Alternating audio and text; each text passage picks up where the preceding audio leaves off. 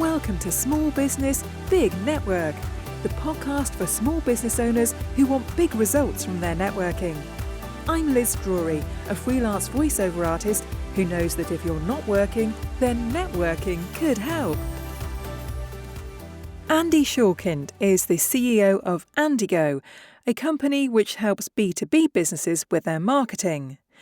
Andy says that for him, networking is a form of marketing. Thank you very much for being my podcast guest today, Andy. Of course. Pleasure to be here, Liz.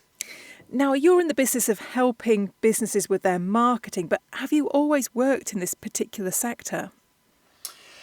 Not always, but for a very long time now. I started the company many moons ago, more than I'll admit. I came out of video post-production work in New York, which is a big business in New York, lots of marketing agencies and others. And sort of as that world was going digital, I saw that there were opportunities in digital more properly and made the shift over. And we've been doing it ever since. Right. And what kind of size team do you have these days?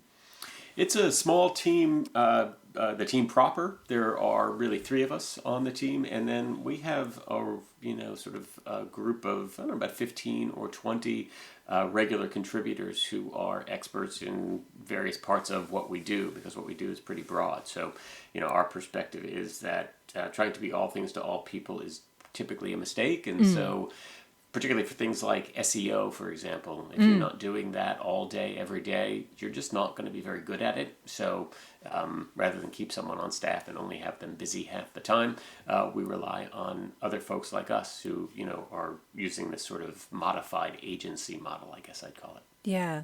Now, I had a look at your website when I was doing a bit of research before our conversation, and I was really intrigued by the statement you have on there, which is you don't want to build a website, you want to build marketing muscle. So can you explain what that means?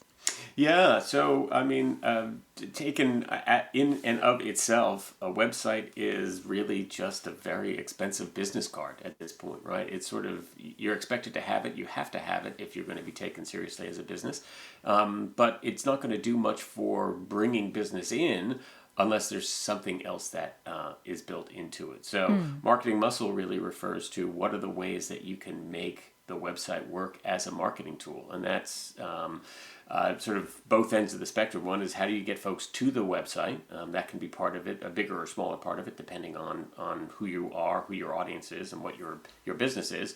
And then once they're on the website, how do you get them to become customers? And usually for us, because we work mostly with B2B businesses, there are a couple of steps in between someone landing on your website and someone sending you a check.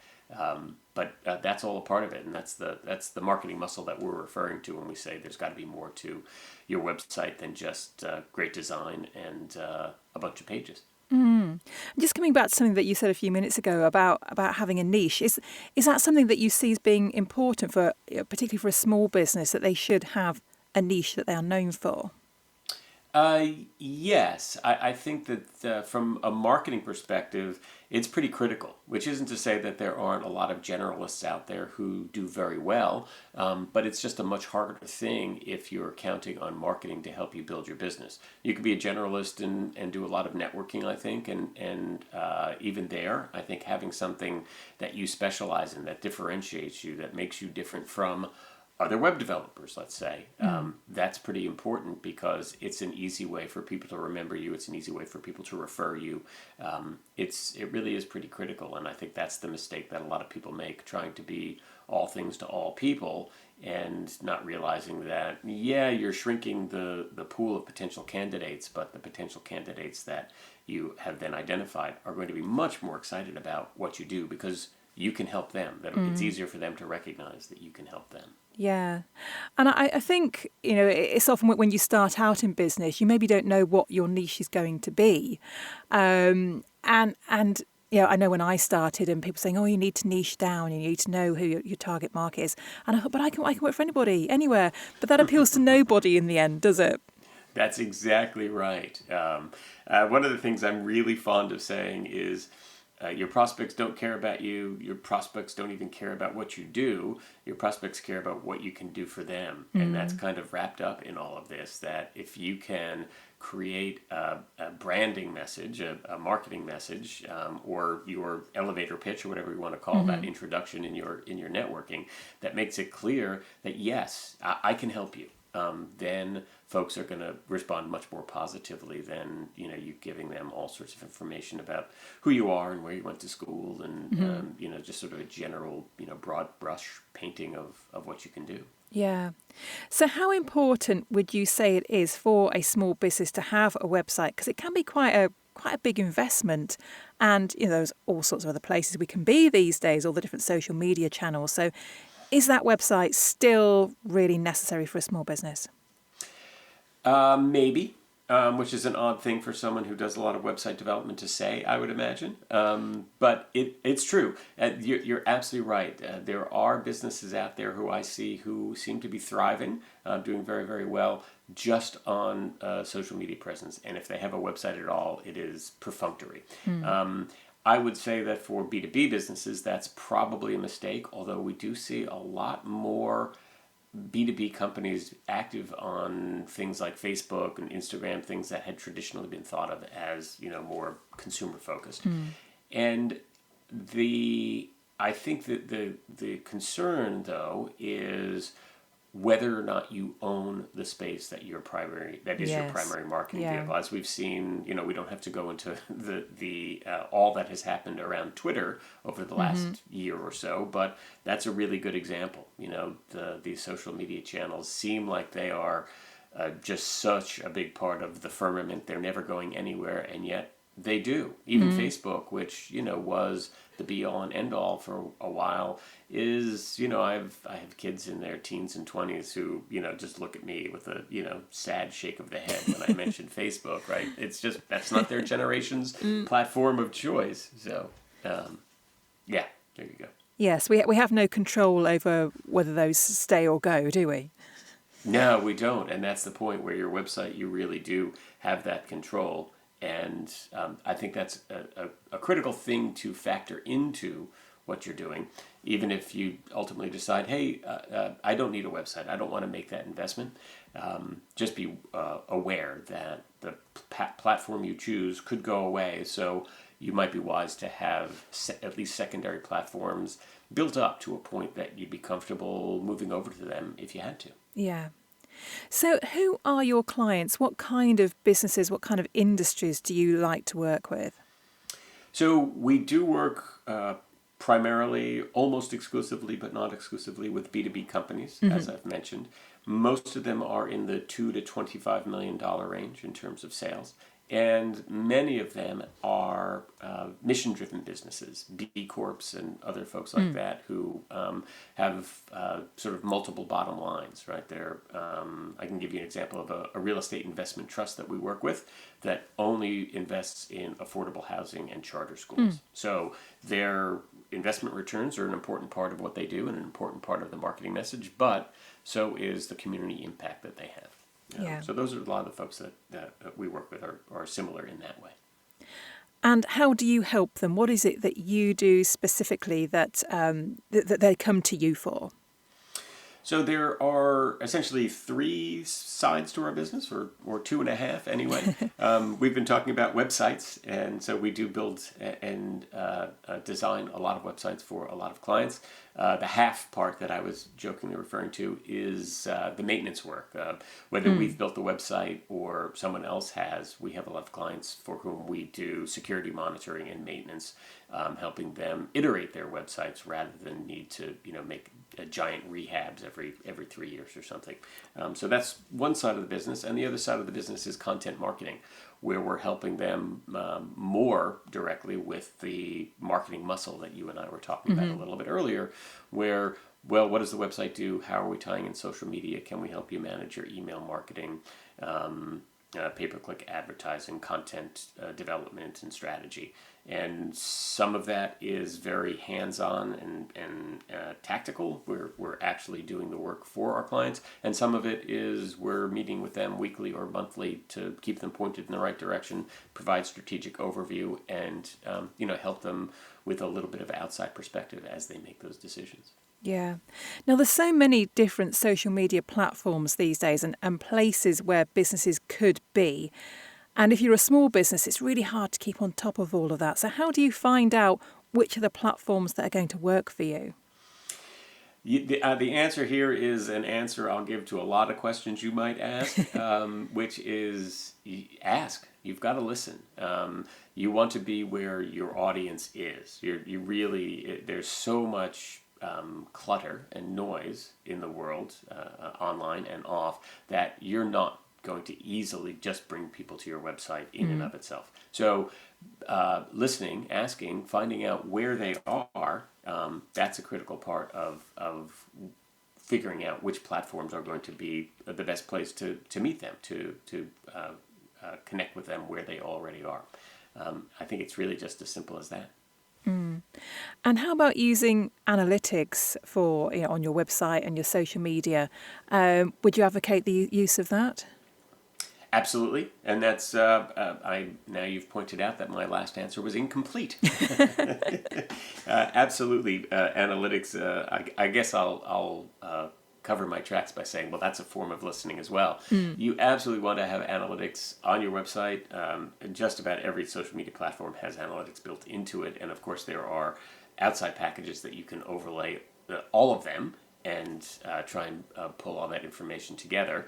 Those can be useful as a way to create dashboards that help you, sort of escape the fire hose of data and get down to the insights that you're trying to glean from this. And in those cases, you can see, for example, on your website, how much of your content came from social media platforms in general, from a particular social media platform. If you're publishing content on third-party platforms, it can tell you what how they're doing in generating traffic to the website. And for our clients, that's typically just about as far as it goes. If you're a B2C or there's a purchase option, if you're selling a product or service on your website, you can even see how those various channels are doing in terms of driving sales. Mm-hmm. Now, social media, it's a hungry beast, isn't it? You've got to keep feeding it content. So where can you get inspiration for posts when you're thinking, I just don't know what to write today? Yeah, well, part of the answer, I think, is in that last word of your question, today. That's a terrible place to be, needing to write something today. And we definitely encourage clients, and one of the things that we do for a lot of our clients on the content marketing front is creating editorial calendars. What are you going to publish? How often are you going to publish it? What kind of content is it? In a lot of different ways. There are different kinds of content, of course, based on which product line or service line you might be featuring. But also you want to think about, well, is this content appealing to someone who has just heard of us versus someone who is, 3/4 or 4/5 of the way through their buying journey. And they already know who you are, they already know what the options are, they know the lingo, and they're going to be interested in how you are different from the other last little group of competitors that they're considering. So there are different kinds of content, and you should be balancing what you're putting out there based on who the audience is and where you're trying to meet them. Yeah. Now, networking is another way beyond your website and your social media to spread the word about what you do. So how do you grow your network? How do I grow my network? Being nice, I think, is often overlooked and underrated. I think that for small businesses in particular, networking is a form of marketing and vice versa. So, some of the same ideas or concepts apply. And I think for me, the most important of those, or the most important that carries over to both, is operating from the other person's perspective, whether that's your prospect who's coming to your website or your partner in a conversation, that someone that you're networking with, that you want to understand what they need and how you can help them. That's I think really the only way to grow a network is by creating the kinds of relationships that people feel that they are getting as much as they're giving, and not just that you're out there pitching them, right? Like that. We've all been stuck in those networking Yep. conversations, which someone just wants to sell you, and really that's their only goal, not looking down the road to how you might help one another Yeah. over the course of a few months or a lifetime. Yeah. Yes, it's all about making it about them, not about you, isn't it? Yeah, that really is the truth. That's exactly how I would put it, both for marketing and for networking. So how would you connect together your networking activities and your content marketing? Let's see. There are a couple of different ways that I think come to mind. One of them is having content that you can share with folks who you've just met or who you met some months ago, some period of time ago, and are looking to stay in touch with. One of the other, great banes of networking, I would say, is or sales even, is the checking in email or call, right? Hey, how are you? Just checking in. Like, there's absolutely no value to that Yeah. in the recipient. And having some interesting article that you can say, hey, I just saw this and I think it might be of interest to you. Hey, I just posted this on LinkedIn and I think you might be interested. You should take a look. And if you can make it a little bit more specific, particularly the more specific you can make it to a person's business or the last conversation you had with them, the more it will resonate and the more they will feel that you are indeed interested in who they are and what their needs are, and taking the time to reach out with something that will be helpful to their business. And no one, I don't think very many people expect the rest of us to be completely selfless. Of course, they recognize that there's something in it for you, but if there's something in it for them, that's pretty compelling. Yeah, I think if you can give people something of value, they'll remember you, won't they? Indeed, absolutely. Yeah. Especially if it turns into a big win for them, personally or professionally. Yes, yes. So do you attend networking events? And if so, what kind of events do you find it useful to go to? Gosh, isn't that's a before and after question these days, right? We were based in New York City proper, and so there were I could have spent all day, every day networking. Yeah, I'm sure. And never actually doing any work. So before the world shut down, I attended a lot of networking events of a lot of different kinds. Some of them were very general, sort of. The cocktail party model where you're out there on your own to try and sort out who it is that you are going to find helpful to talk to.